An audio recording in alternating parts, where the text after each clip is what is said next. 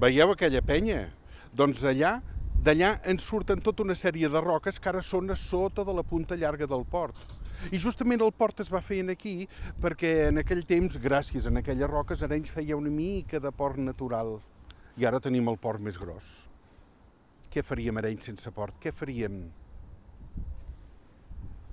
I ara que som al port, podríem parlar de l'escola de pilots.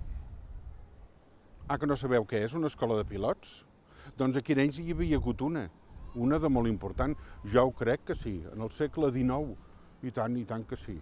Vet aquí que en aquesta escola de pilots, que en aquell temps es deia, calla, de fet no és el seu nom oficial, l'escola de pilots, es diu Reial Escola de Nàutica d'Arenys.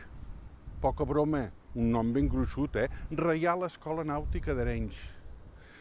Doncs vet aquí que tots els joves que volien ser pilots, tots els joves que volien embarcar-se cap a Amèrica i anar a fer fortuna i que volien precisament comandar algun d'aquests vaixells que hi anaven i venien, tots havien de ser pilots i tots s'havien d'apuntar en aquesta Reial Escola de Nàutica d'Arenys, l'escola de pilots.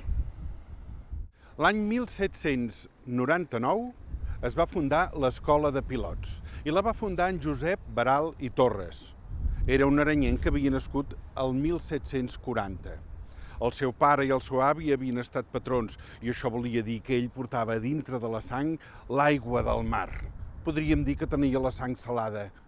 Bé, el tema és que, pobre, es va quedar orfe de molt jove i això, tot i ser una desgràcia, li va representar una bona sort, perquè en aquell temps l'Armada havia promulgat una llei que els orfes tenien preferència a entrar a dintre dels vaixells de guerra, a treballar-hi. I ell hi va anar. I després es va apuntar, se'n va anar cap a Galícia, a l'escola de pilots del Ferrol. I en allà va sortir com a primer de la seva promoció. Va anar a Amèrica diverses vegades, ja com a pilot, comandant diversos vaixells de mercants, i vet aquí que en aquell temps, el 1778, es va obrir es va donar permís que de tots els ports de la península d'Espanya hi podien anar, en podien sortir vaixells cap a Amèrica a comerciar-hi, que abans no podia ser, I quan això va ser aquí, a Arenys, vet aquí que molts joves varen decidir precisament fer això, anar a buscar fortuna a Amèrica. Es varen convertir en americanos i per això, aquí a Arenys, d'aquí li ve la importància de l'escola de pilots. Aquesta porta és d'una casa molt antiga d'aquí a Arenys. És la casa que havia estat d'en Josep Baral, allà on hi va haver la primera escola de pilots.